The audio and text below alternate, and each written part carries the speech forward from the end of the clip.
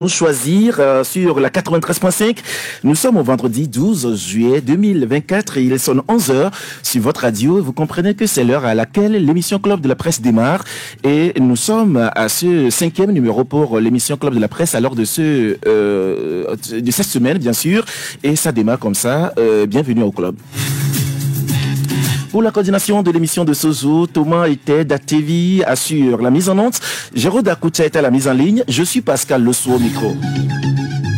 Nos salutations fraternelles à vous tous qui nous suivez partout au Togo grâce à nos radios partenaires. Radio Lumière à Nero, Radio La Paix à Takpame, Ska FM à Badou, Central FM à Sokodé, Radio Daoul à Bassa, Sama FM à Niamtougou et puis Radio Courtoisie à Dapaon.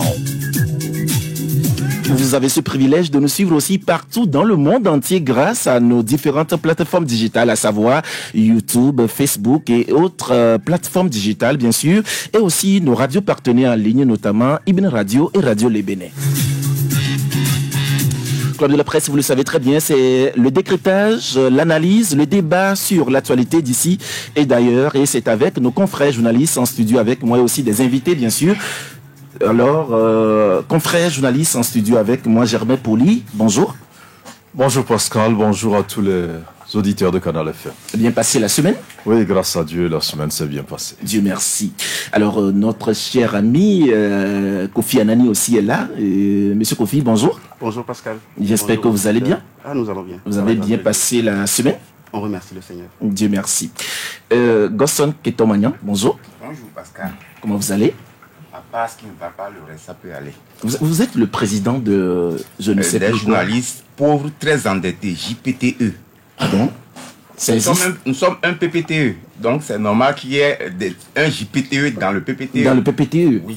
Mais si nous changeons même d'ailleurs de système, ou du moins alors de statut, ça pourra changer aussi votre association? Vous pensez que le Togo aimerait quitter le club des pays pauvres, très endettés? Mais est-ce que ce n'est pas l'effort qui est fait?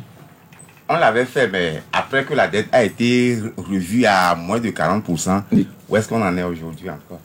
D'accord, merci. J'allais dire merci, monsieur le président. Pierre Teko Agbo, bonjour. Bonjour, Pascal Lossou, merci de m'avoir invité. Je voudrais répliquer un peu par rapport à ce que Gosson a dit. Souvent, quand on dit pays pauvre, très endetté, ça veut dire vous êtes solvable. Ça veut dire aujourd'hui, vous n'avez pas d'argent, mais vous avez des ressources. Avec ces ressources, on pourrait payer la dette. Je me demande si Gosson aujourd'hui, en sa qualité de président, est vraiment solvable. Est-ce qu'on peut compter sur lui? On peut lui prêter de l'argent et pour être sûr qu'il pourrait nous rembourser. Je pense que cette question lui sera posée hors antenne et il saura répondre. Alors, nous avons une invitée ce matin, c'est Maître Kadjaka Bounima Molga. Bonjour, Maître. Oui, bonjour, monsieur Pascal. J'espère que vous allez bien, Maître. Oui, je vais très bien. Vous êtes la présidente de l'association Avroaids, aide et action à la veuve, à l'orphelin et à l'enfant déshérité. Alors, nous vous avons invité aujourd'hui, surtout par rapport à cette activité que vous avez organisée tout récemment, c'était le 29 juin dernier, et c'était une causerie débat à l'égard ou à l'intention des veuves. Et la question alors des veuves vous tient tellement à cœur, puisque votre association lutte ardemment dans ce domaine. Et c'est pour cela que nous vous avons invité pour savoir plus alors sur ce qui est fait aujourd'hui sur la question alors des droits des veuves. Alors concrètement, quand on prend la situation des veuves aujourd'hui au Togo, c'est quoi la situation? C'est quoi le tableau? En fait, en réalité, bon, la veuve, c'est déjà celle-là qui a perdu son conjoint. Et au Togo, on a l'impression qu'au lendemain du décès de son conjoint, la veuve est exposée à plusieurs exactions qui la rend vraiment vulnérable. Et notre action au niveau de l'association de l'ONG devenue ONG aujourd'hui, c'est de parler de ce qui est fait plutôt en termes légaux au profit de la veuve afin que la population prenne connaissance des tests qui sont en vigueur et qui sont modernisés pour permettre à la veuve de jouir de ses droits. C'est plus dans cette optique-là et aussi permettre à la veuve de savoir qu'il y a des voies juridiques qu'elle pourrait emprunter pour se faire rétablir dans ses droits en cas de besoin. Voilà l'objectif poursuivi. Et donc, la dernière fois, on a eu une activité dans le cadre de la Journée internationale de la veuve tenue le 29. Le 29, il faut qu'on rappelle quand même que cette journée, c'est le 23 juin. C'est le 23 juin. L'activité était tenue dans le cadre du prolongement de cette journée-là pour mettre en lumière le vécu de la veuve. Et donc, l'occasion était belle aussi pour écouter les veuves qui... le tableau qui était là, c'était que plusieurs d'entre elles qui étaient présentes, invitées, se sont plaintes du fait qu'au lendemain du décès, ils se sont vus confisquer leur pièce d'identité, et le certificat de mariage est mise dehors pour certaines, et certaines qui étaient obligées, qu'on forçait à épouser le frère, au risque de sortir de la maison.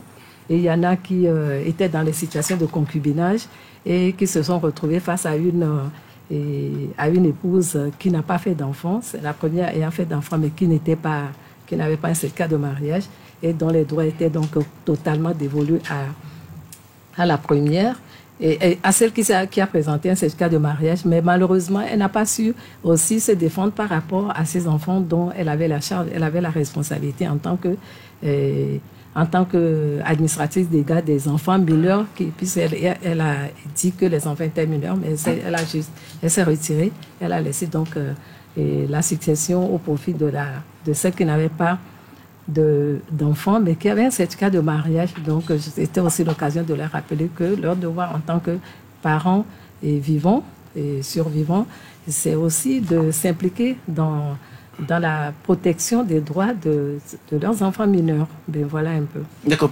Maître, j'ai participé à cette conférence des débats la fois passée et justement nous avons écouté des dames, des veuves quand même qui ont donné des témoignages poignants et il y a une autre qui disait la fois passée qu'elle n'était même pas là avant que la famille de son défunt mari ne la chasse à la maison et de la maison j'allais dire et il y a même quand elle est revenue à l'heure du marché, c'est en ce moment qu'elle a retrouvé ses bagages alors au dehors. Et même il y a quelqu'un dans le quartier qui l'a appelé plutôt pour lui dire que mais on est en train alors de faire sortir ses bagages. Est-ce que c'est des situations que vous connaissez d'habitude déjà avec l'association? Oui, c'est des situations que nous connaissons. Il y en a même déjà, mais elle peut-être elle a eu la chance de vivre un peu le deuil avant d'être expulsée. Il y en a même déjà au cimetière, au retour du cimetière, et à qui on bloque les portes. Ah bon? Oui, à qui on bloque l'accès de la maison et on leur dit de rester dehors, plus jamais d'accès à cette maison-là, et sans effet. Vous voyez un peu. Donc la dame qu'on a écoutée, il y a une qu'on a écoutée qui est partie de la maison sans effet. Tout à fait. Donc, bon, c'est des cas fréquents quand même, hein, qu'on écoute quand même, on écoute de ces genres de choses. Mais ce qui est là, c'est que les femmes ne parlent pas.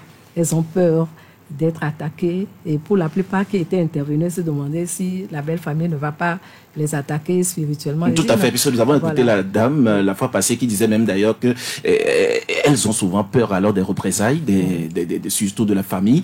Alors finalement, maître, c'est quoi la cause même d'ailleurs de ces situations? Ben, la cause réelle de ces situations, c'est que dans la tradition africaine, et ancrée dans les us et coutumes, ils ne reconnaissent pas le droit de la femme à un héritage. Fille comme et la veuve et la fille, justement. Donc, la fille, le droit de la fille n'est pas connu. Donc, elle n'a pas accès aux terres, aux biens, au patrimoine. Mais à côté, il y a quand même la Constitution qui met tous les enfants sur le même pied d'égalité en termes de droits et devoirs. Et le Code des personnes de la famille qui reconnaît le droit de succession et au même titre que les garçons, aux filles, aux garçons, sans distinction de sexe, ni de race, ni de religion.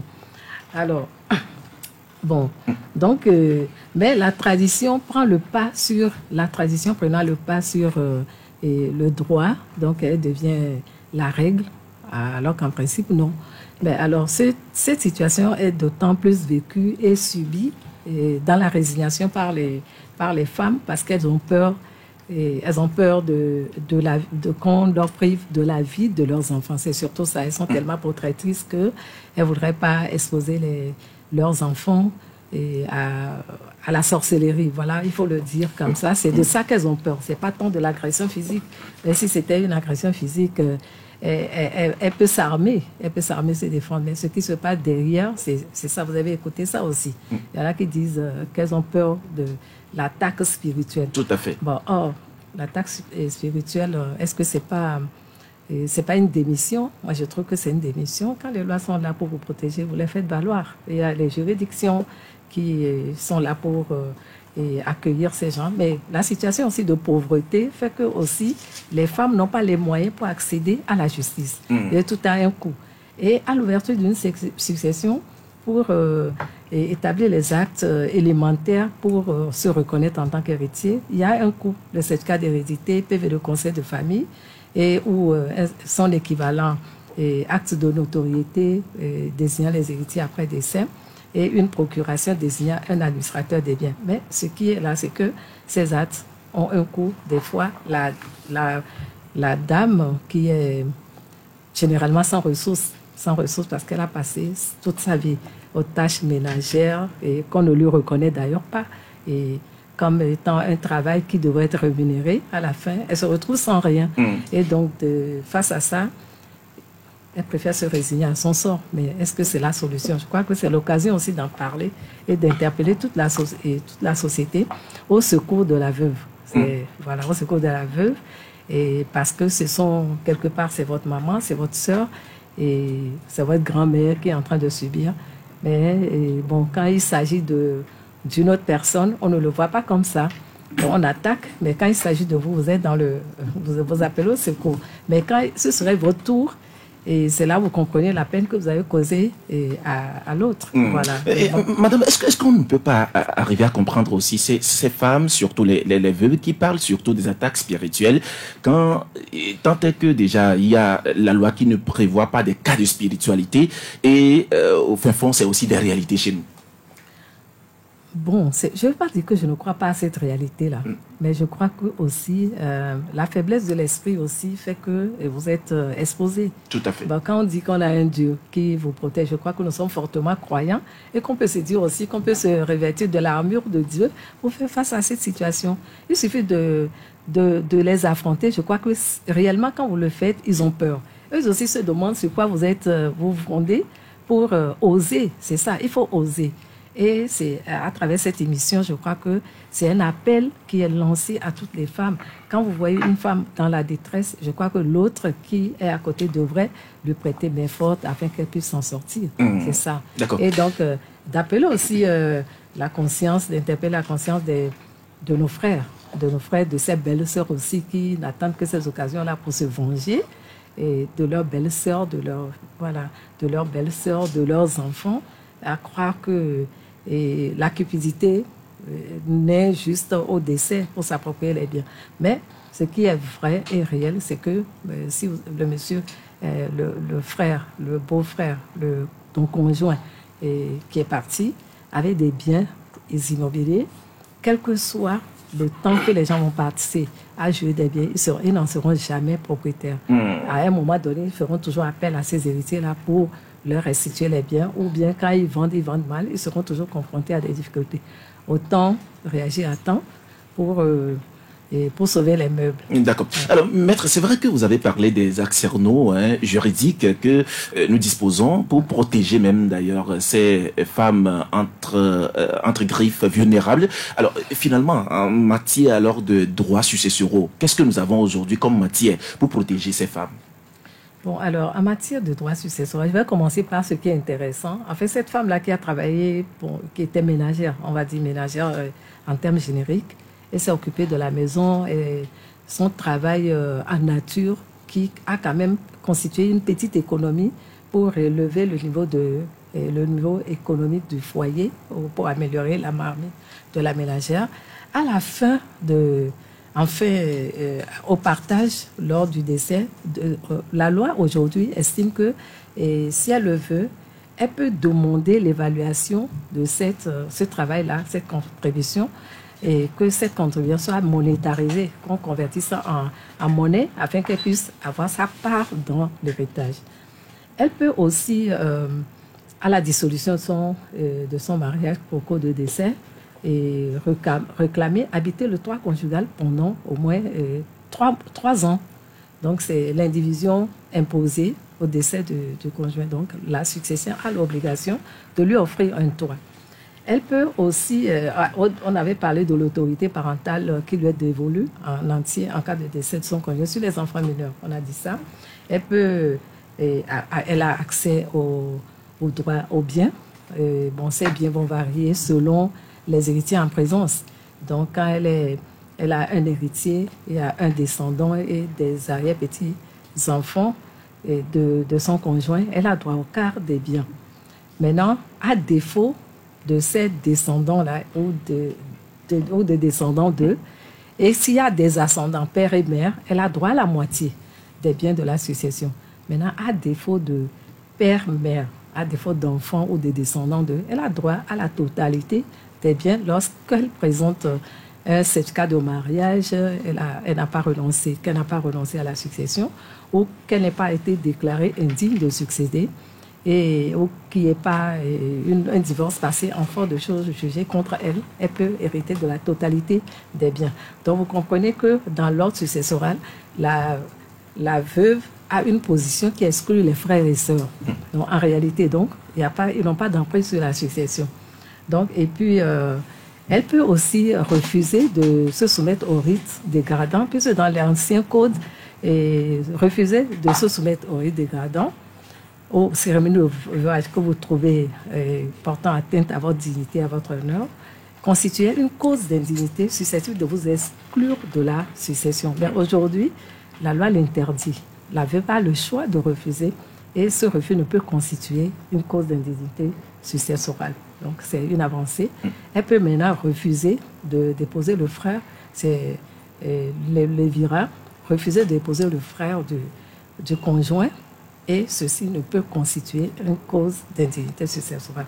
Il y a bien des avantages et au-delà, si le monsieur était un pensionnaire, travaillait à la fonction publique, il avait une rente de retraite, de la retraite, où il travaillait dans une administration privée, parapublique, et donc à la fin, elle a droit à une pension. Et cette pension lui est allouée pendant sa vie, selon les dispositions, dans les respects des dispositions qui régissent ce secteur. D'accord. Maître, avant de bénéficier alors de tous ces avantages dont vous venez alors d'évoquer, alors il est très important quand même de prendre des dispositions quand on est dans le couple, peut-être puisque on sait quand même qu'il y a les mauvais jours qui arriveront aussi. Mais finalement, quelles sont ces dispositions à prendre entre couples pour que du moins ces avantages alors soient plus bénéficiés? Alors, il y a des dispositions à prendre. Non, réellement, on ne devrait même pas avoir peur de l'après. Quand vous êtes, la première chose à faire, c'est d'épouser sa femme devant l'officier de l'état civil, légalement, qu'elle ait un certificat de mariage, ça la protège déjà. Et que si vous pensez lui accorder un avantage qui dépasse au moins la quantité qui lui est disponible, sa réserve héréditaire, vous pouvez, selon un aménagement qui lui donne un certain avantage sur ses droits, pas restreindre ses droits dans un testament, vous pouvez, dans les dernières volontés, consigner que, au-delà du quart qui lui revient ou de la moitié selon le régime matrimonial en face, et elle a droit en plus d'un quart qui va lui revenir selon les cas de figure. Tout à l'heure, quand on a énuméré dans l'ordre successoral ce qui revient à la dame, c'est que quelque part, quand vous voulez faire aussi une donation à un tiers, vous devez respecter cette quantité-là, cette réserve-là qui lui est dévolue au décès. Donc, elle est héritière réservataire. Voilà. Et donc, dans les dispositions, ce qui peut l'avantager, c'est d'augmenter sa part en tenant compte de votre quantité disponible, la marge de votre marge de manœuvre de disposition des biens sans entamer la réserve. Bon, donc, c'est dans le testament que vous pouvez le faire. Et ce testament-là, je vous prie, je vais compléter parce que c'est important. Généralement, au dessert, on voit des testaments qui sont déposés à la maison, on a écrit, on remet à quelqu'un. Ces testaments-là ne valent que lorsque les héritiers sont d'accord pour considérer ce document-là comme un testament. C'est le testament qui est déposé devant et qui est reçu par le notaire, voilà. ou la forme authentique, mystique, holographe. et devant le notaire, c'est ces testaments qui valent. Maintenant, ces testaments qu'on retrouve sous l'oreiller ou sous le lit. Sous le lit, bon, la veuve peut ne pas être d'accord de son application parce que d'abord, il faut le présenter au juge. Le juge, c'est lui qui va procéder. Il faut l'authentifier. Oui, c'est le juge qui va donc le lire. Et on ne le lit pas à la maison pour estimer que ça vaut testament. C'est une indication de volonté, une indication de partage des écouges. Donc, d'accord. Comme ça. Maître, c'est très intéressant ce que vous dites, c'est-à-dire notre entretien, mais malheureusement nous tendons vers la fin, et puisqu'il y a un petit temps seulement qui nous est réservé alors pour cet entretien, mais dites-nous si vous avez un mot à l'endroit des veuves, à l'endroit des maris, même actuellement, qui sont là, et à l'endroit aussi même d'ailleurs de toute la population. Qu'est-ce que vous pouvez dire à ces différentes couches? Bon, d'abord, je vais remercier Canal FM pour l'opportunité qu'ils m'ont faite pour parler de ce sujet. Et j'étais heureuse de savoir que l'émission est relayée sur toute l'étendue du territoire. C'est bravo. Et donc, par ce canal-là, on est en train je demande que les gens écoutent et qu'ils le mettent en pratique, ou qu'ils aient la curiosité d'aller chercher les textes qui régissent vraiment les successions. Ça se trouve dans le Code des personnes de la famille, et qui, dans sa version consolidée de 2022, n'est pas encore disponible. Mais néanmoins, celui de 2014 déjà qui est disponible est peut-être indicatif pour connaître les droits et que chacun de son côté puisse disséminer ce texte-là. Et à l'endroit de nos femmes, de mes mères, nous-mêmes, nos sœurs, les enfants, et surtout les filles, et je voudrais quand même qu'elles puissent s'affirmer déjà dès le bas âge, et en tant que personne digne de respect déjà, digne de respect, et susciter respect, inspirer respect et dans les foyers. Et pourquoi? Parce que quand vous avez des droits qui sont brimés, vous ne voyez pas l'impact social, parce que c'est des haines que vous allez perpétuer à l'infini et des cassures familiales qui se perpétuent, les gens qui ne se parlent pas, mais la cause étant déjà à la base. Donc on peut déjà remédier à ça en s'affirmant et en ne se laissant pas briller dans ses droits. Donc, et puis appeler à la solidarité féminine aussi. Quand vous voyez une belle sœur qui attaque une tassie, je vais dire comme ça, qui attaque sa belle sœur, c'est grave parce que c'est quand même une femme contre une femme que je veux jouer, alors que on promet le droit de la femme en général. Donc les femmes doivent se dire qu'elles ne doivent pas aller à l'encontre des droits de leurs sœurs. Voilà ce que je voulais dire. Donc c'est important d'avoir ça à l'esprit, et quand tu vois les droits d'une femme qui est bafouée, n'en ajoute pas. Voilà, solidarité. Merci beaucoup, Maître Kadiaka et Abounimon Molga, d'être passé dans cette émission. Alors, merci à vous, et ça fait plaisir alors de vous avoir dans cette émission, et nous allons passer alors à un autre sujet. Merci, et vous passiez une bonne journée, madame.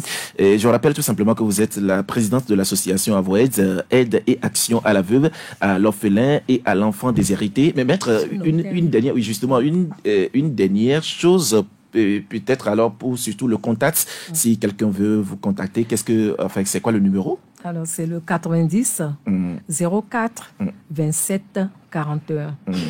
90 04 27 41. C'est sur ce numéro qu'on peut facilement vous contacter. Oui. Maître, merci beaucoup d'être passé alors dans cette émission. Et voilà, chers confrères, nous revenons ici alors pour notre débat alors du jour. C'est vrai que nous menons toujours le débat alors sur l'actualité, tout ce qui se passe bien sûr. Hier, c'était la journée africaine de lutte contre la corruption. Je sais que vous le savez très bien, et donc cette journée a été célébrée. Il y a le journal le Togo Matin qui est revenu sur cette journée en parlant de Aplusia, et le journal titre la Aplusia demande aux Togolais de dénoncer les cas de corruption dont ils sont témoins ou victimes. Alors, Germain, c'est vrai que c'est un travail de longue haleine quand on parle alors de la lutte contre la corruption, mais quand on prend aujourd'hui cette déclaration alors de la Aplusia qui demande alors aux Togolais de dénoncer des cas de corruption et aussi des gens quand même qui sont victimes de dénoncer cela, et finalement, on pourra dire quand même que c'est un appel qu'on doit rapidement répondre. Oui, un appel à l'action. Surtout que le thème donc de cette célébration était la protection des lanceurs d'alerte, de ceux qui dénoncent la corruption. Et donc c'est dans l'optique de ce thème-là que le président de Apulsia demande de dénoncer. Et la réflexion hier, au cours de cette journée, c'était de voir comment l'État ou les États africains en général peuvent mettre en place des mécanismes pour mieux protéger ceux-là qui ont le courage ou qui ont connaissance de ces actes-là pour les dénoncer, parce que on ne peut qu'agir que quand on a connaissance de ces actes-là, et pour avoir connaissance des cas de corruption, il faut par moment qu'il y ait de la dénonciation. Vous savez que plusieurs organismes communiquent, on a vu dernièrement les messages du ministère de la Sécurité, donc qui demandaient à appeler pour dénoncer au cas où peut-être des policiers ou des gendarmes raquettaient. On a vu aussi plusieurs fois au niveau du ministère du Commerce aussi des numéros verts qui sont mis en place. Apulsia en a en permanence. Au niveau de l'ARCOP aussi, pour les marchés publics. Donc plusieurs institutions, de l'OTR également, voilà, plusieurs institutions donc, qui sont en charge ou qui veulent lutter efficacement contre la corruption, invitent à dénoncer, mais je pense qu'il n'y a pas assez de dénonciations. Peut-être que certains ont peur. Voilà pourquoi, lors de la journée, de cette journée-là, il était question beaucoup plus de communiquer sur la protection, ou bien la nécessaire protection donc, des lanceurs d'alerte, de ceux-là qui dénoncent. Est-ce que le message sera entendu? En tout cas, on le souhaite, parce que c'est une guerre collective, chacun doit apporter. Donc, mais oui, jamais. Est-ce que ça ne veut pas, quand vous parlez alors des gens qui ne dénoncent pas, qu'il n'y a pas assez de personnes qui dénoncent, est-ce que ce n'est pas parce que, au fin fond, l'effet escompté, c'est-à-dire la sanction, par rapport même d'ailleurs à cette dénonciation, n'accompagne pas cette dénonciation? Bon, il faut déjà dénoncer d'abord, pour après se dire, mais malgré nos dénonciations, rien n'a été fait. Et puis il faut aussi dénoncer avec des preuves ou des éléments de preuve, ou en tout cas mettre la justice sur les traces, qu'elle rassemble les preuves. Donc vous pouvez dénoncer, et ça peut ne pas être des cas avérés, mais si c'est des cas avérés, ou si les preuves sont assez avancées, je crois que ça va se faire. Maintenant, certains peuvent dire on va dénoncer, ça ne servira à rien. Mais je crois que le contrôle citoyen nous recommande, toutes les fois que nous assistons à un acte qui mérite d'interpeller l'autorité, de ne pas hésiter à le faire, donc d'aider l'autorité à travailler. Gasson, quand on dénonce et que par après, il ne doit pas y avoir des sanctions, il ne doit pas y avoir en quelque sorte ce qui pourra un élément de pression, ce serait quand même ça ne serait plus encourageant de dénoncer. Pascal, je pourrais être cru, mais je vais assumer. Quand on prend par exemple le service de la DSR, les policiers qui sont dans les rues et sur les routes, et qui arrêtent souvent les véhicules personnels et les taxis et autres. La dernière fois, j'étais assis quelque part pour suivre les manèges. À la fin, j'avais pris une image. Mais je me suis dit, à quoi est-ce qu'elle servirait? Quand les taxis s'arrêtent, l'agent ne va jamais au niveau du chauffeur. Le chauffeur descend et avance vers l'arrière. L'agent est derrière. Et souvent, sous le permis ou le document, il y a un billet. Finalement, l'agent ne prend même plus le temps de vérifier les papiers du conducteur. Il tire le billet et puis la vie continue. Cet état de choses ne me fait pas croire que le sommet n'est pas informé. le sommet est très informé. Tout récemment, il y a le commissaire Sodi, Kossi Sodi, quand même, qui a dénoncé cela. Il faut arrêter ces petitesses. Vous pensez que c'est des petitesses? Bien sûr, quand on prend à l'Est, au Bénin, eux aussi, ils ont des agents sur les routes. Mais quand un agent arrête un véhicule et que le véhicule doit être verbalisé, l'agent verbalise et ne perçoit pas d'argent. Le chauffeur va régler ça au trésor ou par numéro. Il y a un numéro sur lequel il s'acquitte de l'amende et il présente le reçu à l'agent pour reprendre ses pièces. Ils n'ont pas attendu qu'il y ait des dénonciations pour prendre le problème à bras le corps. Chacun sait qu'il y a des corps, la justice, la police, pour ne citer que ces deux-là, qui sont gangrénés par ce phénomène. C'est quelle dénonciation vous voulez qu'on fasse encore au point de mettre nos vies en danger? Je pèse bien mes mots, même en matière de marché public. Sur ce plan, je ne vais pas encore avancer, mais quand le fruit sera mûr, ça finira par tomber. D'accord, quand le fruit sera mûr, ça finira par tomber. Godson, merci. Alors, Firmin, est-ce que vous pensez aussi que la dénonciation ne serait que juste une distraction? Non, la dénonciation, ça pourrait apporter quelque chose, une plus-value. Vous savez, au-delà de tout ça, moi je me demande si on peut arrêter la corruption dans le monde. C'est la question que je me pose fondamentalement. Quand Godson... Vous n'y croyez pas? Non, fondamentalement pas, parce que tous les pays sont corrompus. Hein. Écoutez, tous les pays sont corrompus. Vous n'allez pas me dire que aux États-Unis, il y a la corruption. Et non, vous allez voir le rapport de l'Union européenne, la corruption. Corrompu, mais ce n'est pas une bonne chose. Non, ce n'est pas une bonne chose. Ça veut dire que nous sommes des êtres humains, il y aura toujours la corruption. Donc il faut chercher comment... Il y aura toujours la corruption. Ne riez pas. Nous sommes des êtres humains. Le mal sera toujours là. Il y aura toujours le mal. Mais qu'est-ce qu'il faut à certains niveaux, il faut prendre des mesures. Moi, je mise beaucoup plus sur le civisme et le patriotisme. Et moi, je voudrais qu'on commence par la base. Je sais que le Togo vient de loin, mais il faut qu'on commence par la base et se donner peut-être 10 ans, 20 ans, 30 ans pour voir ce que ça va donner. Vous savez, en Chine, la Chine que vous voyez là, quand l'actuel président, lorsqu'il est arrivé au pouvoir, vous savez ce qu'il a fait? Il est allé dans l'armée, il est allé dans les grandes familles. Parce qu'en Chine, les grandes familles et les grands officiers sont corrompus. Il a enfermé des centaines de personnes. Vous voyez? Donc, et puis c'est ça qui a fait arrêter un peu la corruption. Mais sinon, il y a toujours la corruption en Chine. Donc, moi, je me dis qu'en réalité, ça doit partir de l'école, de l'éducation. Que depuis le bas âge, qu'on enseigne aux tout petits la lutte contre la corruption. Que le bien public, c'est un bien précieux. Lorsqu'on vous corrompt, ne soyez pas le corrupteur, encore moins le corrompu. Vous vous imaginez. Donc, à ce niveau aussi, quand Godson parlait tout à l'heure, moi je me dis, c'est le chauffeur qui donne. C'est lui qui encourage la corruption.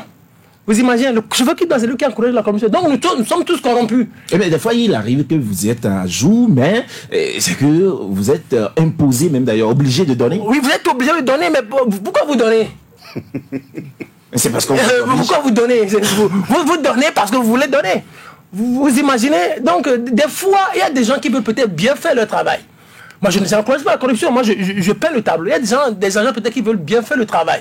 Maintenant, on vous demande, on vous verbalise. Maintenant, vous suppliez. Des fois, il y a des gens qui sont tellement émus. Et après, à ce niveau, moi, j'encourage déjà ce que la APLUSA fait en regroupant des corps et en les sensibilisant. Maintenant, que la APLUSA continue dans cette dynamique-là pour pouvoir sensibiliser tous les corps. Sinon, pour le moment, l'état où nous sommes, il y aura toujours la corruption. La meilleure solution que moi, je préconise, c'est qu'on commence par l'éducation pour se dire, dans 5-10 ans, on aura une plus-value. D'accord.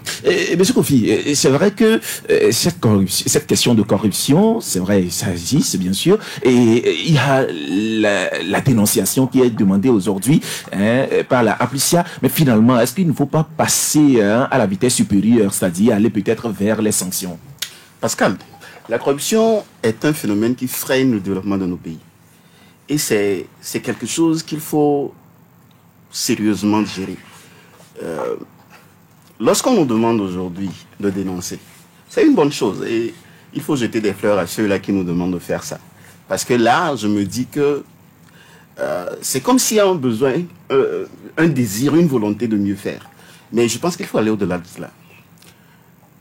Si nous devons aller de l'avant, nous devons apprendre à être fermes. Fermes. En ce sens que le Seigneur donnait un exemple tout à l'heure. Il n'y a pas question de Seigneur ici. Excusez-moi. Il donnait l'exemple. Allez-y. Il donnait l'exemple du taximan et puis des agents de la DSR. Ce sont des situations que moi j'ai vécues à plusieurs reprises. Est-ce que l'agent fait des efforts de verbalisation? Ou bien l'agent est juste là pour prendre le billet qui est en dessous du permis? Voilà. La question fondamentale qu'il faut se poser. Maintenant, si on me demande aujourd'hui de dénoncer, moi, en tant que citoyen togolais, je me pose la question de savoir à quelle fin. Parce que si, par exemple, je dénonce avec des preuves et qu'il n'y a pas de punition, parce que punir, c'est important, hein, parce que ça permet à ceux-là qui sont tentés de faire la même chose de ne pas le faire. Ça permet à ceux-là qui aimeraient aller dans ce sens-là de se dire, ben voilà, j'ai vu l'autre là être puni, je ne pourrais pas faire la même chose. Mais quand on a vu que monsieur a fait quelque chose de mal, B a fait quelque chose de mal, C a fait quelque chose de mal, et qu'il n'y a pas eu de punition, on n'a pas ce courage-là de dénoncer pour que, bon voilà, ça ne donne rien. Finalement, ça devient une règle si on ne punit pas. Alors, nous sommes rejoints par Thierry Afanoukou. Thierry, bonjour. Bonjour Pascal et bonjour à tous. J'espère que tu vas bien. Je rends grâce à Dieu. Alors, nous sommes en train de parler de la corruption où la Applicia demande alors qu'on ait plus de dénonciations. Est-ce qu'avec la dénonciation, ça peut éradiquer totalement la corruption? Bon, éradiquer, ça serait peut-être difficile, mais limiter. Vous savez, à un moment donné, les gens ne vont plus dénoncer dans ce pays parce que beaucoup ont déjà dénoncé, preuve à l'appui, mais ça n'a rien servi. Donc, qu'on continue de demander aux gens de dénoncer ou d'alerter et qu'après, ça ne sert à rien, je ne crois pas que les gens auront encore cette volonté de le faire. Je crois qu'on a suffisamment sensibilisé dans ce sens. Maintenant, il faut tirer les oreilles à ceux qui adorent cette pratique-là. Il faut mettre fin à ces genres de choses. Goston a effleuré tantôt les marchés publics et les policiers, la justice, c'est des réalités. Celui qui va même sensibiliser, il a des dossiers sur sa table avec des preuves à l'appui. Mais il est temps qu'on puisse traduire ces personnes-là devant les tribunaux. Comme ça, les gens vont s'aligner. Au Bénin, ici, il n'y a pas de jour où on ne parle de criette. Vous déconnez, on vous prend. Et ça a amené un peu de sérieux. Et ce pays est en train de se construire. Mais quand chez nous, des gens posent des actes qui freinent le développement de notre pays, des journalistes ou d'autres structures signalent cela, qu'est-ce qu'on constate par après? C'est qu'on fait la promotion de ces personnes. Donc, quand c'est comme ça, on a l'impression que la corruption est érigée en mode de gouvernance chez nous. C'est ce qui fait que d'ailleurs, vous avez vu récemment, on a encore déployé de jeunes policiers. Mais quand vous analysez un peu leurs attitudes dans la circulation, vous sentez que les gars là, ils sont beaucoup plus présents pour avoir de quoi remplir les poches que de réguler la circulation, ce pourquoi on les a déployés sur les différentes routes. Donc c'est un réel problème. Et puis nous autres, la corruption au niveau de l'administration, la lenteur administrative a fait que combien de fois les gouvernants n'ont pas dit qu'ils vont mettre fin à ces choses-là. Mais ça fait qu'aujourd'hui, quand vous allez dans une administration pour un document, vous-même, si l'agent ne vous demande rien, du moment où vous voulez avoir dans le temps le document, vous-même, vous glissez quelque chose.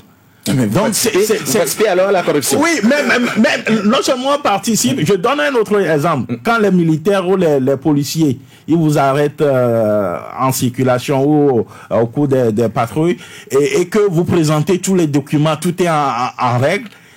Mais quand ils n'ont rien à dire, ils vous demandent, grand frère, mais il fait nuit, il fait froid. Et il faut nous aider à prendre le café. Donc tout cela aussi nous révèle que le traitement, la rémunération que les gens ont à la fin du mois ne leur permettent pas de vivre aisément. Donc merci Thierry. Si vous le permettez. Oui, rapidement. Non, il y a un truc que parlant de dénonciation, vous savez, moi je voudrais pas, je fais pas l'apologie du mal, mais moi je me dis que le Togo n'est pas un pays particulier. Le Togo n'est pas un pays, le Togo est loin d'être un pays particulier. Vous savez, moi je veux parler des grandes puissances. Il y a un exemple, quand je suivais un documentaire, vous savez, on a mis au Mexique, je parle de Mexique et États-Unis, on met la main sur un cartel. On a pris un jeune, le jeune, il commence pas à dénoncer, il commence pas à appeler les noms. Donc il a cité certains des officiels américains. Donc on a fait une réunion au Mexique et on a fait venir les officiels américains. Donc le jeune a dit qu'il connaît assez de personnes qui sont au niveau des officiels, qui sont impliqués dans des histoires de drogue. Et maintenant, après la réunion, les officiels sont partis, le jeune est maintenu en prison. Et après, celui-là qui parlait, qui relatait l'affaire, il a dit après, il a appelé ceux-là qui avaient participé à la réunion, qui sont américains. Un jour, il les a appelés, il a dit, mais et la suite de ce qu'on s'est dit ici, mais on vous a cité un certain nombre de noms.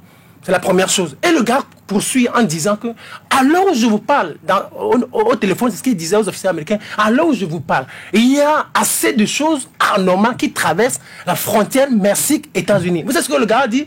Le gars a dit non, vous savez ce que vous dites là, ça ne m'intéresse pas. Il est en train de dénoncer que c'est ce qui est en train de...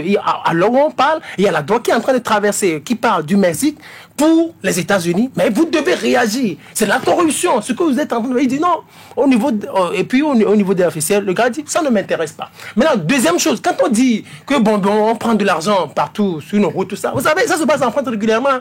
Mais c'est pas une bonne chose, c'est pas une bonne pratique. Non, c'est pour dire, moi, en réalité, oui. Quoi qu'on puisse dire, on va juste freiner, on va juste faire baisser le taux. Mais la meilleure des choses, c'est d'insister sur le civisme et le patriotisme depuis la base. Sinon, on aura toujours ça. D'accord. Germain, finalement, c'est quoi le problème que nous avons quand peut-être il y a des dénonciations, mais on ne punit pas? Non, il n'y a pas de problème. Est-ce qu'il y a des dénonciations et on ne punit pas? Vous savez, il y a eu de grandes dénonciations qui ont été faites dans ce pays. Je te donnerai un exemple. On nous disait qu'on a détourné, par exemple, 400 milliards destinés à l'achat du carburant, par exemple. On verrait que celui qui était mis en cause a même porté plainte pour diffamation. Est-ce que finalement, il y a un détournement ou pas? Après, on vous dira qu'il n'y a jamais eu de l'argent destiné à l'achat du carburant dans le budget et qu'on n'a pas détourné. Maintenant, est-ce qu'il y a eu malversation ou pas? Tout ça, c'est assez complexe. Maintenant, est-ce que nos juges sont assez courageux pour faire le boulot? Par moment, on dit non. Parce qu'il y a des cas où les procureurs auraient pu se saisir pour fouiller. Parce que quand on dénonce, c'est ce que je disais au départ, ça ne veut pas dire forcément qu'il y a corruption. Maintenant, après, le vrai problème, c'est que nous tous, malheureusement, nous sommes corrompus. Vous voyez que Thierry disait quelque chose d'intéressant. Vous allez dans une administration, vous donnez de l'argent pour un service pour lequel vous ne devez pas donner. C'est vous-même l'acteur de la corruption, c'est vous qui provoquez. Vous allez, on vous arrête, vous n'êtes pas en règle dans la circulation. Ce n'est pas le gendarme ou le policier qui vous demande de l'argent. C'est vous-même. Et même dans nos familles, quand on nomme quelqu'un à un poste, nous sommes ceux-là qui lui disent « Ah, mais on l'a mis là-bas pour profiter ». Quand on dit « on l'a mis là-bas pour profiter », ça veut dire quoi? Et vous voyez des gens occupés des postes, on dit « mais toi, tu es allé à la retraite, tu as travaillé ici, c'est que, mais c'est pas normal ». On trouve que ce n'est pas normal qu'ils finissent pauvres. Ça veut dire que nous-mêmes, si nous étions là-bas, voilà, on va le faire. Donc, je crois que c'est peut-être déjà très tôt qu'il faut qu'on nous travaille tous. Moi, quand on parle de la presse, la dernière fois, j'étais à une formation en 40 pour les élections. On dit aux journalistes, vous allez couvrir, il ne faut pas prendre de l'argent. Après, je dis, mais ça, on nous a enseigné ça. Moi, ça fait une trentaine d'années qu'on m'a enseigné ça, mais est-ce que c'est toujours valable? J'étais avec un doyen, je dis, bon, moi, je suis contre. Qu'on dise aux journalistes que quand on lui donne l'argent, qu'ils ne prennent pas. Parce que ça, c'est l'idéal. Mais dans la réalité, bon, je suis contre que les gens réclament de force l'argent, mais quand on vous le donne, ce que vous n'allez pas prendre, tout le monde, toute la société est un peu comme ça. Hein. Donc maintenant, après, on s'apitoie sur nos sorts. Mais moi, je crois qu'il faut beaucoup combattre les grands détournements. parce que nous parlons que des mini-frettins, hein. Là où les milliards sont détournés, là où ça pèse sur le PIB. Mais est-ce que ça ne doit pas être quand même une décision au niveau du sommet, quand vous parlez alors des grands détournements? Non, quand je dis, mais si nous tous on est au sommet, on va détourner, puisque déjà nous avons ces idées. Oui, c'est ce que je disais, quelqu'un qui pense déjà qu'on t'a mis là-bas pour manger. Ça veut dire que demain, quand lui-même sera là-bas, il voit son grand frère, on le nomme à un poste, il te dit là c'est bon, c'est pour. Donc vous voyez, ça veut dire que nous-mêmes, à la base, si on nous met là-bas, on fera ce qu'on dit aux gens qu'ils doivent faire. Et tout le monde, hein, c'est vraiment un problème sérieux. Maintenant, il faut punir ceux qui détournent gros pour décourager. Maintenant, après, c'est comme la prostitution, c'est comme l'alcool, c'est comme la drogue, c'est des vices qui vont toujours exister, mais de temps en temps, il faut punir pour freiner et faire peur. D'accord. Alors, oui, nous allons quitter le sujet rapidement pour parler de cette création de la CEDEAO par rapport même d'ailleurs aux législatives au Togo et aussi au changement alors de la nouvelle, au changement de la constitution, c'est-à-dire par rapport à la nouvelle constitution au Togo. C'est vrai que tout récemment, c'est-à-dire le dimanche dernier, lors du sommet ordinaire des chefs d'État et des gouvernements au niveau de la CEDEAO, il y a le communiqué final qui nous a signifié quand même que la CEDEAO félicite le Togo par rapport à l'élection, aux élections législatives et aussi par rapport au changement alors de la Constitution. Mais Gosson, c'est vrai que ça a suscité même d'ailleurs des réactions au sein de la classe de l'opposition. Et on se dit, cette CEDEAO ou la CEDEAO devait peut-être alors dire autre chose à part ce qu'elle a dit. Bon, la réaction de l'opposition, je n'en sais pas trop, mais je m'exprimerai à titre personnel. Oui. Quand, avant les législatives et les régionales, avant même que le rapport de l'OIF ne sorte, notre pays a participé au budget de l'OIF. Naturellement, le rapport qui devrait sortir sur notre pays ne pouvait pas être négatif. Maintenant, quand c'est notre pays qui joue à ce jour le pont entre la CEDEAO et l'AES, je vois mal comment une action entreprise au Togo pourrait être critiquée par la CEDEAO. C'est mathématique. Puisque c'est sur nous que cette CEDEAO se base pour tenter le rapprochement avec les États de l'AES. Vous allez encore oser me critiquer alors que c'est moi qui suis le pont. Je vous vois mal arriver. Voilà, comprendre qui pourra. D'accord. Ferroya, vous avez compris la logique de la CEDEAO? Non, la logique est très simple. Tout ça, vous savez, des fois quand on parle de modification de la Constitution et puis on demande à la CEDEAO de réagir, moi je trouve ça un peu bizarre. Parce qu'en réalité, la modification de la Constitution, ça relève de la politique très interne, très intérieure. Si par exemple un État se dit, moi je veux me doter d'une nouvelle Constitution, en quoi est-ce que la CEDEAO peut s'y opposer? Parce qu'un chef d'État qui est là, il se dit, avec des enjeux, avec tout ce qui se passe, moi je veux qu'on modifie la Constitution. Ou par exemple, un certain nombre de députés se dit, mais moi je propose qu'on modifie la Constitution. En quoi est-ce que la CEDEAO peut s'y opposer? En réalité, si la CEDEAO s'y oppose, peut-être ça crée quelque chose de bizarre. Il y a le protocole additionnel de la CEDEAO. C'est bizarre, c'est par rapport, c'est dans un domaine précis. Mais la CEDEAO systématiquement ne peut pas s'opposer aux modifications de la Constitution. Encore que bon, en tout cas moi je dis juridiquement, qu'est-ce que le Togo a fait de mal? C'est la question que je me pose. Juridiquement, qu'est-ce que le Togo a fait de mal? Peut-être les politiques peuvent critiquer. Mais si peut-être les Togolais, il y a des Togolais, je dis des Togolais, peut-être deux Togolais même, peuvent se dire, moi, je veux qu'on aille à une nouvelle constitution, à un nouveau régime. Il n'y a rien d'illégal, parce que la Constitution le prévoit. Il y a la Constitution qui dit un cinquième des députés, il y a la Constitution qui dit aussi que l'initiative peut venir du président de la République. Mais il doit y avoir aussi une adhésion populaire. Il doit y avoir aussi... Et c'est ce que les gens demandent par référendum. Oui, par référendum. référendum, je suis d'accord. Et par exemple, ceux qui ont émis l'idée où la tête a choisi la voie de la consultation, où les députés sont descendus sur le terrain. Voilà, c'est pour corriger un peu peut-être ce qu'on leur a reproché. Mais en gros, bon, comme quelqu'un le dit, c'est pas avec une constitution qu'on va construire des ponts, qu'on va construire de grandes bâtisses. Mais la meilleure des choses qu'on veut, c'est la bonne gouvernance, que les Togolais mangent à leur faim. D'accord. Thierry, vous avez été surpris par cette sortie de la CEDEAO sur les législatives et surtout la question de la nouvelle constitution au Togo?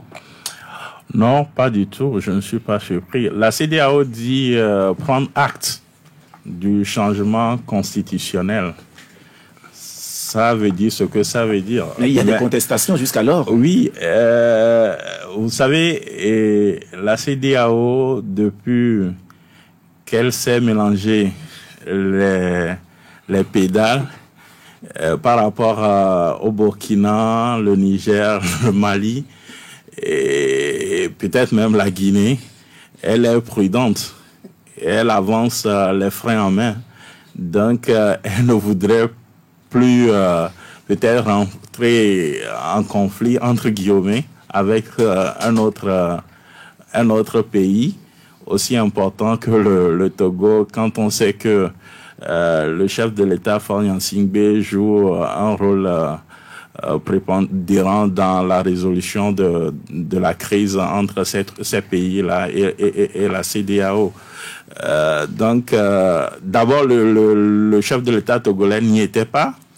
Et la CEDEAO, il s'est fait représenter. Et la CEDEAO sort dit qu'il prend acte par rapport aux élections. Elle a salué tout ce qui s'est passé et demande aussi à ce que les différentes parties prenantes puissent continuer les discussions, le dialogue pour la préservation de la paix dans notre pays. Maintenant, à l'intérieur, ça c'est ce que la CEDEAO a dit. À l'intérieur, jusqu'à l'heure où nous parlons, certains sont toujours contre ce qui s'est passé. Malheureusement ou heureusement, cette constitution a été promulguée avec un moratoire d'un an. Et nous tous, on voit que aujourd'hui le pays est plus ou moins bloqué parce que ici même dans ce studio, la dernière fois, quelqu'un disait que nous sommes toujours dans la 4e République, l'autre disait que nous sommes dans la 5e. Donc on ne se retrouve pas. On ne se retrouve pas. D'accord. Monsieur Kofi, alors finalement, est-ce que c'est pour se soustraire alors de peut-être des critiques alors du Togo que la CEDEAO a tenu plutôt alors des propos diplomatiques? Moi, je dirais que la CEDEAO est en train de caresser le régime dans le sens du poil, au nom de ses intérêts. Je ne vais pas aller plus loin dans ce sens, mais je vais plutôt aller du côté de l'opposition togolaise. Je vais dire des choses qui vont peut-être vexer des gens, mais je vais l'assumer. Écoutez, moi j'ai toujours été scandalisé par cette attitude de résignation de l'opposition togolaise, qui à chaque fois pense que, bon voilà, la solution à nos problèmes viendra de l'extérieur. Vous voyez, dans les pays qui ont connu des changements importants, la solution n'est jamais venue de l'extérieur. Ça vient toujours de l'intérieur. C'est une paresse politique pour l'opposition togolaise de toujours espérer qu'une organisation extérieure viendra résoudre nos problèmes. Il faut qu'on arrête ça. Je pense que ça suffit. Il faut qu'on arrête ça et qu'on mette un peu du sérieux dans ce que nous faisons. Lorsque vous êtes opposant, les espoirs de la population sont sur vous. Mettez-vous au travail. Réfléchissez, demandez-vous, posez-vous des questions. Comment est-ce qu'on peut faire? Est-ce que l'opposition togolaise ne fait pas assez? Pour moi, non. Ah bon? Elle est dans la résignation, elle est dans la paresse politique. D'accord, tout simplement. Oh, ok, jamais Poli. Justement, c'est votre avis, hein, Monsieur Kofi. Oui, jamais Poli. La CEDEAO a réagi, oui, sur cette question lors de changement de constitution. Vous avez été surpris par rapport à ce communiqué de la CEDEAO? Non, je n'ai pas été surpris. Mais j'étais un peu surpris que la CEDEAO se prononce plutôt sur cette situation. Ouais, elle devait se taire? Parce qu'elle a envoyé une mission observer les élections ici, la dernière fois en avril, avec les conclusions qui ont rejoint les autres missions d'observation internationale. Donc pour moi, c'était bouclé. Mais je pense que après, quand il y a eu cette manifestation sur le terrain à Kassimé, juste à côté, j'ai vu une banderole où on interpellait la CEDEAO Je crois avoir un genou, je ne sais pas qui tenait ça. Et peut-être que la CEDEAO s'est sentie obligée de se prononcer. C'est pour ça que Thierry le disait. Elle prend acte et après elle appelle les parties au dialogue. C'est toujours pour dire, même s'il y a des petits soucis dans un pays, il faut dialoguer. Mais après, elle ne peut pas se prononcer sur ce qui s'est passé au Togo, ce changement de régime. C'est fait de façon légale. Et la CEDEAO n'a pas grand-chose à dire. Peut-être, je me disais, peut-être c'est le seul pays de la CEDEAO finalement qui a adopté le régime parlementaire.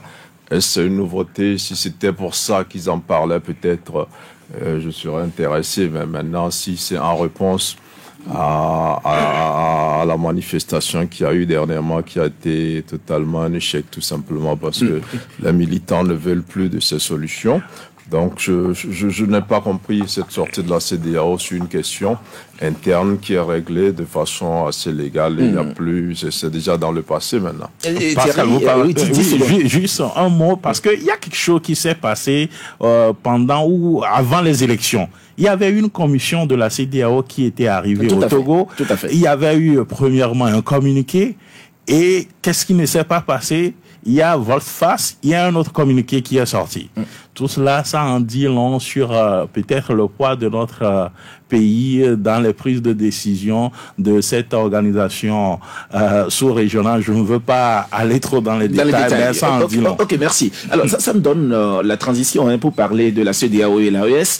Et Gosson, c'est vrai qu'aujourd'hui, il y a la CEDEAO qui est en difficulté par rapport même d'ailleurs à cette sortie de ces 3 pays du Sahel. Il s'agit alors du Burkina Faso, du Mali et du Niger. On connaît leur statut aujourd'hui. Aujourd'hui, avec leur premier sommet organisé le samedi dernier, finalement, ces 3 pays forment une confédération. Est-ce que ces 3 pays ne vont pas trop loin pour ne plus revenir à la maison de la CEDEAO? C'est quoi tu mets dans trop loin? Quand un pays décide pour ses intérêts de se rapprocher d'un autre, quand bien même ils appartenaient, c'est l'imparfait qui vaut le coup, ils appartenaient à une communauté.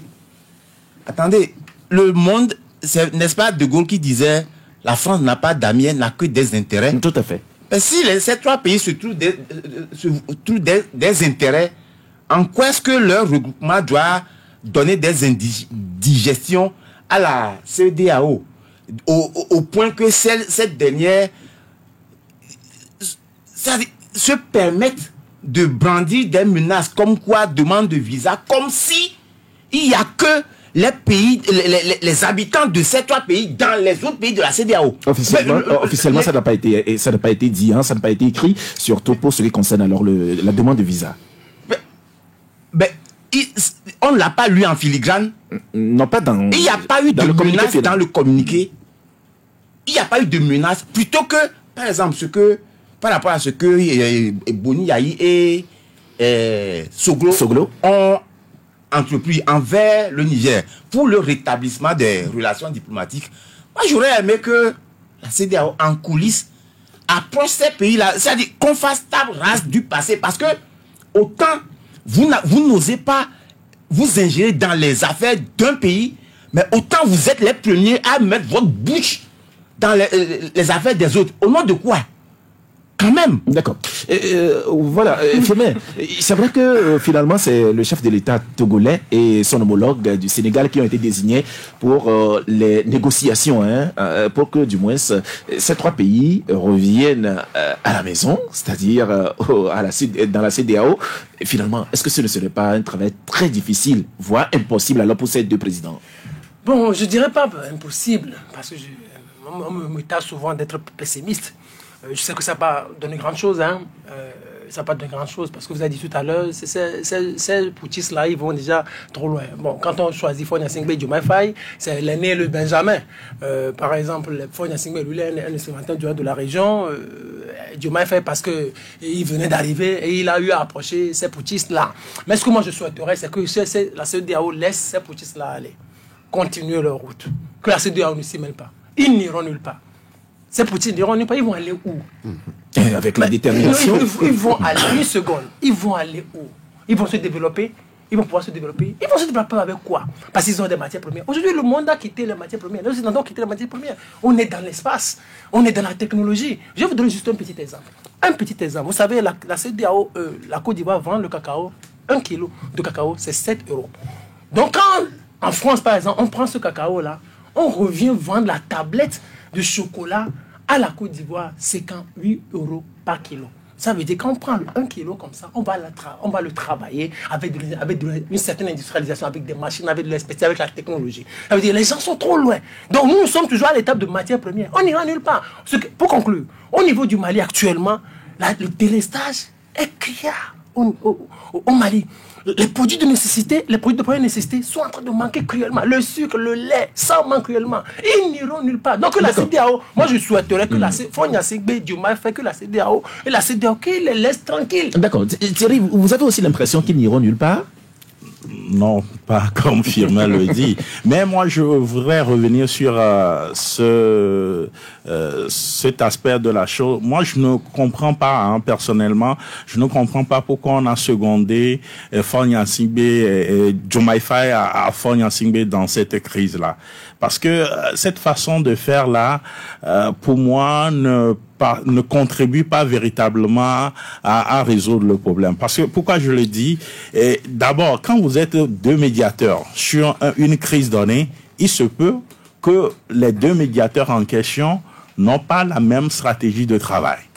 Ils vont mettre un temps fou pour travailler sur une feuille de route commune avant d'aller pour la résolution de la crise. Faure Gnassingbé, le monsieur, il connaît déjà le dossier. Il s'est beaucoup investi là-dedans. Mais pourquoi on veut lui... je ne sais pas, c'est pour diminuer... Bon, je ne sais pas, personnellement, je ne comprends pas. Il fallait le laisser et le monsieur, bonnement, il va continuer ce qu'il est en train de faire et peut-être il y aura un terrain d'entente, il y aura un rapprochement. Parce que ces pays-là ne jurent aujourd'hui que par Faure Gnassingbé. Ça, c'est une réalité. Donc, il fallait, s'il y a au moins, et Faure Gnassingbé a travaillé à ce qu'il puisse avoir cette confiance-là entre ces pays et le Togo. Vous avez vu quand la crise entre le Niger et le Bénin a commencé, vous avez vu qu'il y a un peu de choses là, le Togo, subtilement, s'est encore positionné. Donc, le mieux, c'est de laisser le chef de l'État togolais continuer sa mission, alors que le Sénégalais, le discours qu'il tient n'est pas le même qu'on tient ici à Lomé. Ok, merci Thierry. Alors, Kofi, et finalement, quelle analyse alors vous faites alors de cette situation dans le Sahel et aussi avec surtout la CEDEAO? Pascal, je pense que la CEDEAO continue de se ridiculiser avec cette attitude paternaliste qu'elle démontre aux yeux de nous tous. Écoutez, vous avez des femmes, vous avez plusieurs femmes. À un moment donné, 3 de ces femmes décident, bon voilà, et nous pensons que le mariage ne pourra plus continuer, nous allons sortir. Et nous allons nous unir pour protéger nos intérêts. Alors, si vous avez à quelques reprises essayé de les faire revenir à la raison et que ça n'a pas marché, mais laissez-les. Laissez-les. Mais là, on donne comme l'impression que ce n'est pas la CEDEAO qui agit, mais qu'il y a des gens derrière la CEDEAO qui poussent la CEDEAO à faire revenir ceux-là. C'est ça l'impression? Bien sûr. Bien sûr, c'est l'impression qu'on me donne. Et parce que nous sommes qui pourrait être derrière? Je ne dirai rien. D'accord. Jamais. Voilà cette situation, surtout avec les deux médiateurs choisis, Faure Gnassingbé et Diomaye Faye. Finalement, est-ce qu'ils peuvent réussir ce travail, surtout quand on connaît la position aujourd'hui de la AES ou de la Confédération? C'est un travail très très difficile. Je pense que le président togolais est une sorte de magicien pour la CEDEAO. Vous avez vu dès le début comment il a réussi à faire libérer les militaires ivoiriens alors que les Maliens avaient dit niet même à l'ONU. Donc c'est une prouesse sur laquelle la CEDEAO compte aujourd'hui. Et déjà il y a le cas de Bazoum qu'il fallait libérer avec sa famille. Faure Gnassingbé a réussi à faire libérer le fils Bazoum qui a séjourné un temps ici au Togo avant de partir. Et donc aujourd'hui la CEDEAO lui donner l'assistant magicien, si vous voulez. Mais ce que Thierry disait, je pense qu'en réalité, la CEDEAO veut se rattraper parce qu'elle a mal géré le dossier sénégalais.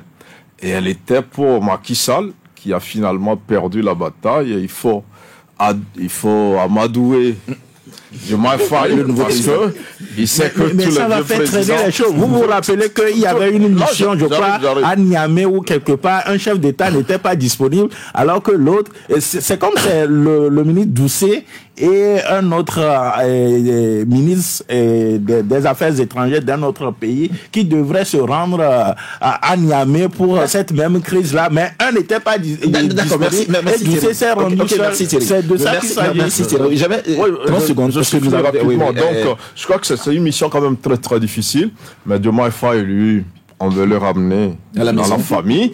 Il va apprendre, mais ça va être très difficile parce que les Maliens sont décidés, le Premier ministre malien l'a dit, et lors de leur réunion donc à Niamey, ils ont dit que c'était un chemin de non-retour. D'accord, merci beaucoup. Mais l'impossible n'est pas togolais. Je pense qu'ils ont encore des intérêts au sein de la CEDEAO. Merci beaucoup, Germain. Merci beaucoup. Nous allons maintenant donner aussi la parole à nos auditeurs qui s'impatientent à entrer en ligne pour participer à ce débat. Mais bien avant, nous allons faire un clin d'œil à nos annonceurs. The Voice Jama. À l'occasion des Ivala 2024, la SNB initie un grand concours de chant baptisé The Voice Jama qui aura lieu au village Jama sur l'esplanade du Palais des Congrès de Kara du 13 au 21 juillet 2024. Pour participer, envoyez votre nom et photo pour le casting au 90 32 88 69 ou au 97 19 04 66 avant le vendredi 12 juillet 2024. Attention, le gagnant aura une enveloppe d'un demi-million de francs CFA, la production d'une chanson et d'autres cadeaux encore. Avec Jama, on est ensemble. Une entreprise qui souhaite se développer a besoin d'accéder à des informations, d'analyser un marché, identifier ses prospects, ses partenaires, ses concurrents et bien entendu les contacter sans difficulté. Go Africa Online recense, classe, enrichit et surtout tient à jour des millions d'informations sur le monde des affaires en Afrique au profit des utilisateurs, tant dans leurs besoins personnels que professionnels. Notre plateforme est la première source d'informations sur le monde des affaires en Afrique. Vous voulez accélérer vos opportunités d'affaires sur le continent? Une seule référence, www.goafricaonline.com. Haut de gamme de Canal Boutique, votre magasin de prêt-à-porter où vous trouverez tout article vestimentaire homme. Pour le renouvellement de votre garde-robe, pour votre mariage ou autre cérémonie, vous trouverez ce qu'il vous faut à haut de gamme de Canal Boutique. Costumes 2 ou 3 pièces. Saharienne, blazer, pantalon chemise, ceinture, chemise et chaussures, le tout de qualité supérieure. À haut de gamme de Canal Boutique, passez les commandes des articles pas disponibles en magasin. À haut de gamme de Canal Boutique, vous trouverez des parfums de grande qualité. Vous aimez du beau? Alors faites-y un tour. À Canal Boutique, vous y trouverez de la qualité. Canal Boutique, boulevard du 13 janvier, en face du feu tricolore et du terrain nu de la Lolato. Contact 90 77 97 07.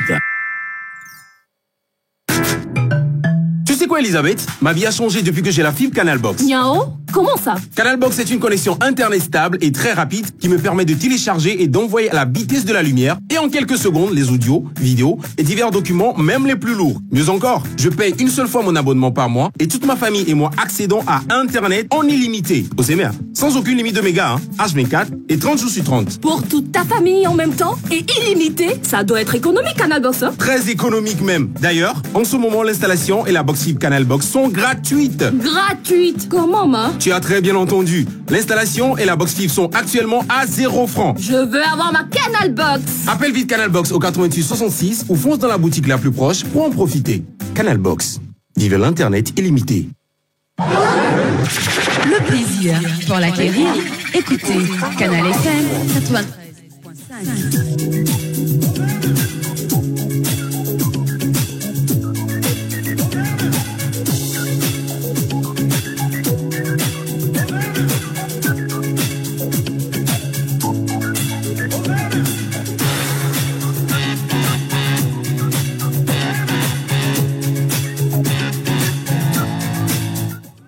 Nous sommes de retour dans cette émission Club de la Presse et maintenant nous nous ouvrons à vous. Vous pouvez nous appeler au 22 21 33 114 et le 91 36 63 75 pour réagir. Alors dans cette émission Club de la Presse d'aujourd'hui, premier auditeur en ligne. Allô? Oui. Bonjour. Allô? Oui, bonjour. Bonjour. Comment vous allez? Très bien. C'est Pelé? Oui, c'est Pelé. Ah, d'accord. Pelé, allez-y. Ok, je salue le plateau. Bon, pour les AES, tout à l'heure, Firmet disait qu'ils n'iront pas loin. Mais je ne vois pas là où ils n'iront pas loin. Au moment où Firmet tout à l'heure donné un exemple de la Côte d'Ivoire de cacao. Qu'on achète le cacao 1 franc et que ça va en France, que ça revient, et que on revend ça cher. Mais la technologie là, les AES là ne peuvent pas en avoir. Chez les Chinois, chez les Ukrainiens, partout. C'est pas la France seule qui peut aider l'Afrique. Mais c'est que le problème est très simple. Il faut qu'on commence par quelque chose. Il faut qu'on commence quelque part à voir comment, si nous-mêmes nous pouvons faire quelque chose. C'est ça qui est l'essentiel. 60 ans, 65 ans d'indépendance, il faut qu'on évolue, c'est tout. Je voudrais parler de la PUCIA. Donc, on a dit que la PUCIA dit de dénoncer. Mais je pense que le chef de l'État a déjà dénoncé qu'il y a une minorité qui s'accapare à la richesse du pays et qu'à l'administration, on fait la surfacturation. Si le pouvoir exécutif dénonce qu'en aura-t-il la population pauvre, le pouvoir, celui qui a le pouvoir exécutif, il dénonce. Maintenant, on dit de dénoncer. Si on dénonce, ça va faire quoi? C'est l'essentiel. Parce qu'il y a une piste déjà qui est là pour que la PUCIA saisisse cette piste-là et fait son travail. C'est d'aller voir le chef de l'État où se trouve la minorité qui s'accapare la chef du pays et qui sont ceux qui font la surfacturation. C'est tout. Je pense que tout ce du gaspillage qu'ils sont en train de faire avec l'argent là, c'est ça qui est mauvais. Sinon, pour la Gabésie, tout à l'heure, il y a quelqu'un qui a dit ça là-bas. Au Bénin, c'est avec la PUCIA là, même la PUCIA que le talent est en train de travailler, c'est tout. Parce que le sabotage économique là, on voit que les gens pillent l'argent, on les arrête pas. C'est promotion sur promotion. D'accord. Merci beaucoup, Pelé, pour votre intervention. Et Thomas nous annonce que c'est seul 91 36 63 75 qui fonctionne.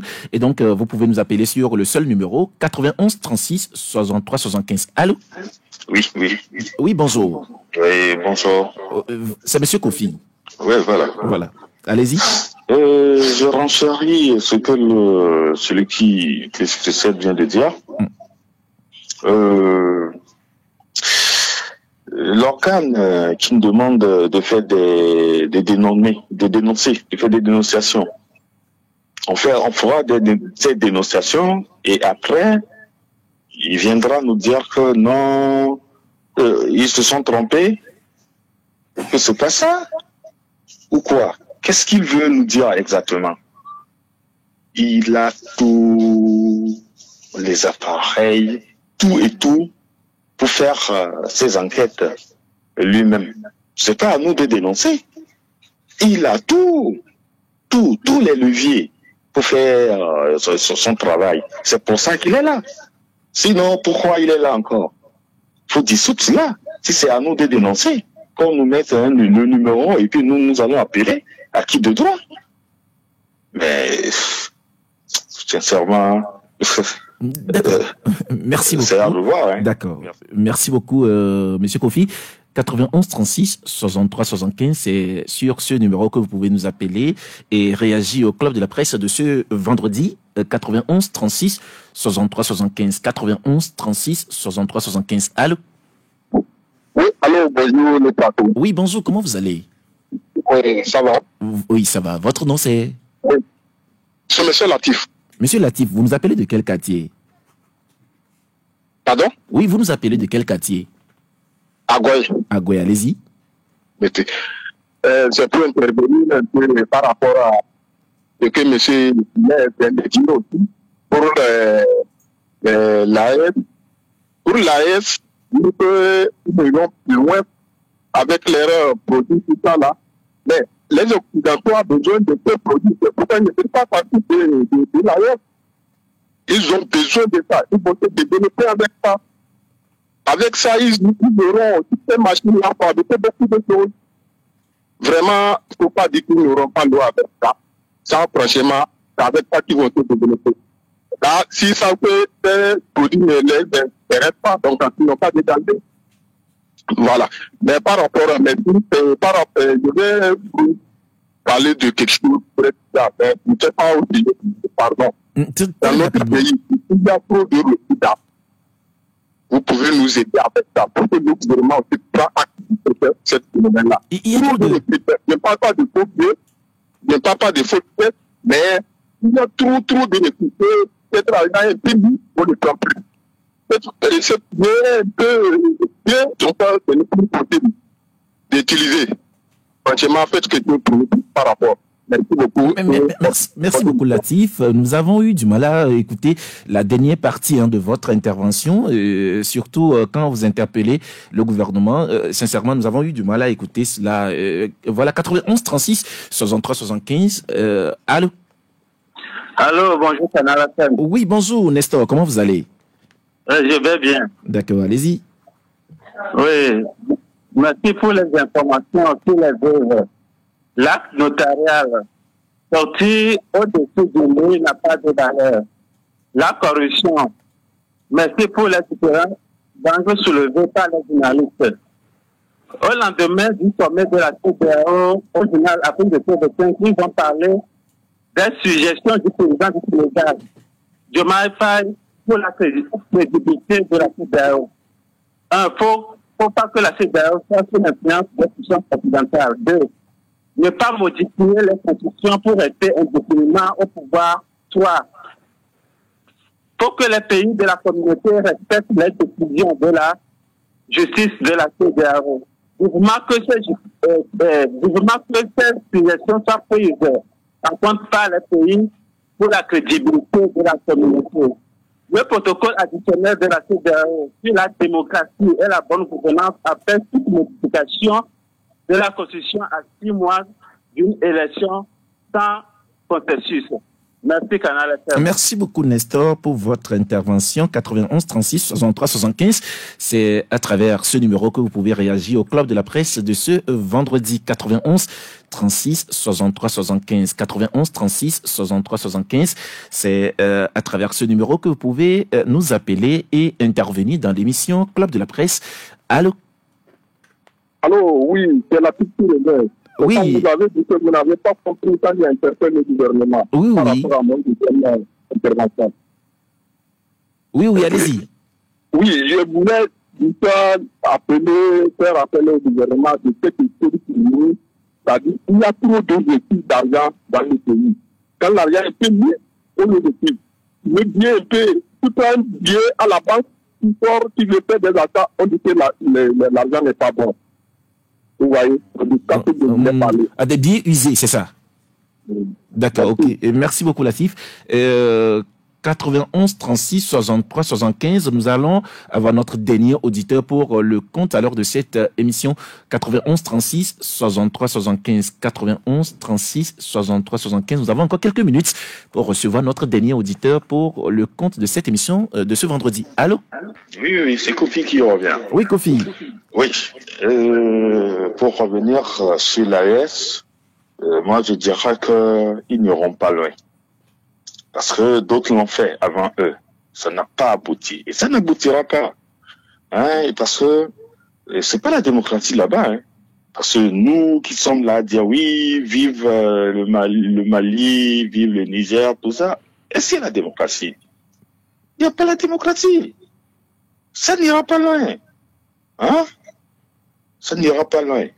Merci. D'accord. Merci beaucoup, mon cher ami Kofi, pour votre intervention. Et voilà, je pense que votre intervention met fin à la partie alors des manifestations téléphoniques alors de cette émission.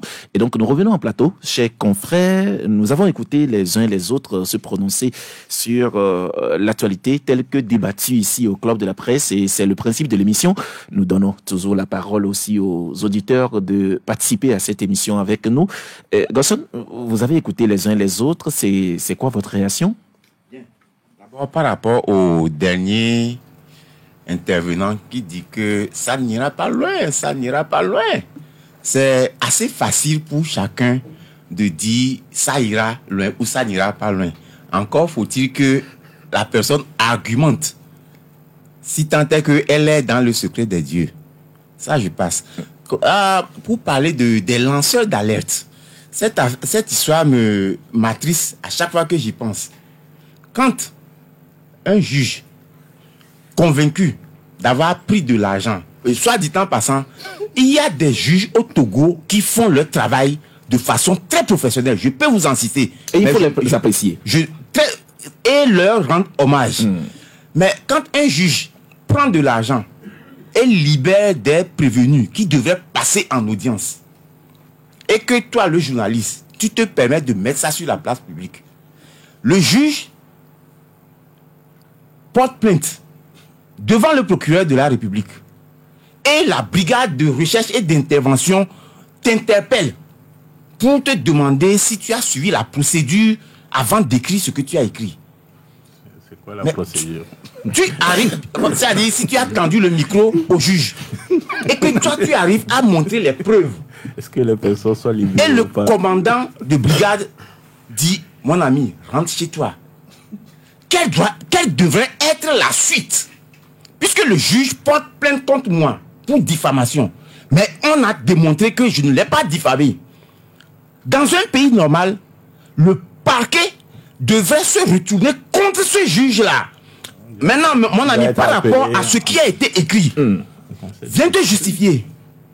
On n'en a pas entendu parler.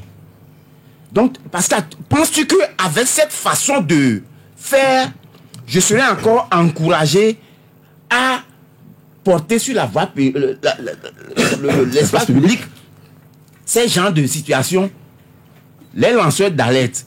Si on doit continuer le travail et que des plaintes nous tombent sur la tête, il faut que ces institutions qui nous encouragent à aller dans le bon sens soient derrière nous pour nous encourager. D'accord, merci beaucoup Godson pour cette interpellation. Alors, Firmin? Oui, 3 petites choses. La première chose, c'est par rapport à l'AES. Moi, ça me paraît un peu bizarre que des Togolais encouragent les putsch. Ça me paraît extrêmement bizarre. Vous savez ce qui se passe au Burkina Faso? On emprisonne des journalistes. On emprisonne des défenseurs des droits de l'homme. On interdit les partis politiques d'activité. Les Togolais applaudissent ça. Mais moindre chose, ici, quand on enferme des journalistes, nous crions, nous disons que c'est pas bien. Mais ailleurs, on peut le faire. C'est la même chose au Mali. C'est la même chose au Niger. Et vous voulez qu'on encourage ça? Et vous pensez que ça peut aller loin? Mais excusez-nous. Mais qu'est-ce qu'on veut? Donc, il faut Yassine aussi commence par arrêter les gens, interdire aux partis politiques de faire leurs activités. Et vous allez dire que c'est une bonne chose? Ce que les gens sont en train de vivre dans ces 3 pays, mais c'est atroce. Moi, j'ai des contacts dans ces pays, mais c'est atroce ce que les gens vivent. Les journalistes ne peuvent plus parler. Vous parlez, on vous enferme, on vous enlève, on fait disparaître. Et vous voulez vous applaudissez ça. Qu'est-ce qu'on veut? Approchons la démocratie au Togo. La deuxième chose, c'est quoi? Quand on dit que la Chine peut nous vendre la technologie, vous croyez que les Chinois veulent que l'Afrique se développe? Vous croyez que la Russie veut que l'Afrique se développe? Mais si la Chine fait un transfert de technologie, qui va acheter ces produits après? Si en Afrique, on fabrique des ordinateurs, on fabrique des voitures, on fabrique des smartphones, mais la Chine va faire le commerce avec qui? La Chine et la Russie ne voudront jamais que l'Afrique se développe. Troisième chose, rapidement. La troisième chose, c'est quoi? Mais des fois, quand on dit qu'on demande à Fonia Singbe d'arrêter les gens, mais des fois, je comprends. J'ai un petit exemple. Ça s'est passé en Espagne. En Espagne, je connais le nom de l'ambassadeur français qui était là. Et il y avait eu un détournement de fonds. Vous savez, dans les locaux de l'ambassade de France en Espagne, il y a certains locaux qu'on loue aux hommes d'affaires. Et normalement, les sous perçus devaient être versés sur le compte de l'État français. Mais l'ambassadeur et sa femme à l'époque avaient viré les sous sur leur compte personnel. Mais l'affaire a été signalée à François Hollande, c'est lui qui était président à l'époque. On demande à François Hollande de censurer cet ambassadeur. Et il y a ce qu'on appelle le sous-sol du Quai d'Orsay.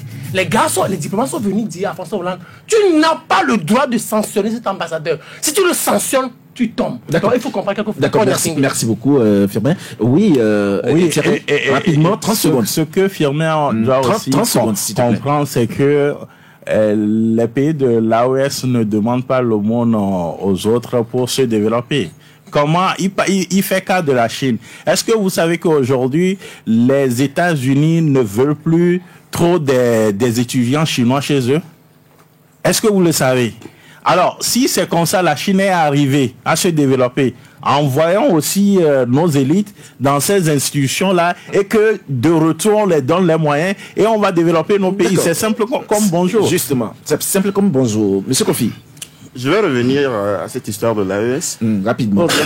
Il y a l'ex-président burkinabé Thomas Sankara qui disait qu'on ne peut pas effectuer des changements importants sans un degré de folie. Alors, il est impossible pour ces dirigeants de l'AES, du Mali, du Niger, du Burkina, de pouvoir vraiment changer les choses sans être un peu fou. On nous parle de démocratie, on nous parle de ceci ou de cela, mais ils ont leur méthode avec laquelle ils peuvent faire avancer leur pays au nom de l'intérêt de leur pays respectif. L'essentiel, c'est que les citoyens de ces pays-là puissent être au moins à 60% d'accord avec leur gouvernance. Je pense que c'est d'accord. Germain Poli. Oui, mais bon, l'avantage avec ces militaires, c'est que ils ont rendu les Occidentaux un peu polis envers l'Afrique. Merci. Quand vous voyez, répété. Le langage a changé. Maintenant, là où je suis d'accord qu'ils ne peuvent pas aller loin, c'est si les populations ne suivent pas. Parce qu'il y a déjà l'engagement politique, il y a le courage politique, il faut saluer ce travail. Mais si les gens ne travaillent pas, mais ils les applaudissent, mais sans travailler, mais dans 10, 15 ans, on va dire, mais les Russes nous ont mis dans la merde, ils sont même pires que les Français. Il y a plus de galères et tout ça. Mais si les élites vous disent, ben, on veut s'émanciper, mais pour s'émanciper, il faut travailler. Ce que le blanc faisait, c'est à vous de le faire. D'accord, merci. Si vous comptez sur le chinois, l'Iranien ou le russe pour venir le faire, après 15 ans, il ne le fera pas. Et puis vous allez dire, mais il vous a perdu du temps. Et vous allez demander à ces 3 capitaines-là de quitter le pays. On va faire des marches pour demander. Merci beaucoup, Germain Poli. Merci, monsieur Kofi Anani. Merci, Thierry Afanoukoé, Firmin Tako Agbo. Merci à toi. Merci, Gosson Kitomagnan, d'être passé alors dans cette émission. Ça fait toujours plaisir d'être avec vous et d'animer cette émission avec vous. Merci à vous tous qui nous avez suivis aussi, puisque nous sommes à la fin. Vous qui nous avez appelés, grand merci à vous. Nous sommes à la fin de cette émission. Merci à tout le monde à TV qui a assuré la mise en onde. La mise en ligne a été assurée par Géraud Dakucha. Moi, je vous retrouve déjà lundi à partir de 11h pour un nouveau numéro de l'émission Club de la Presse. Je suis Pascal Lossou. On se retrouve lundi, bien sûr. Au revoir.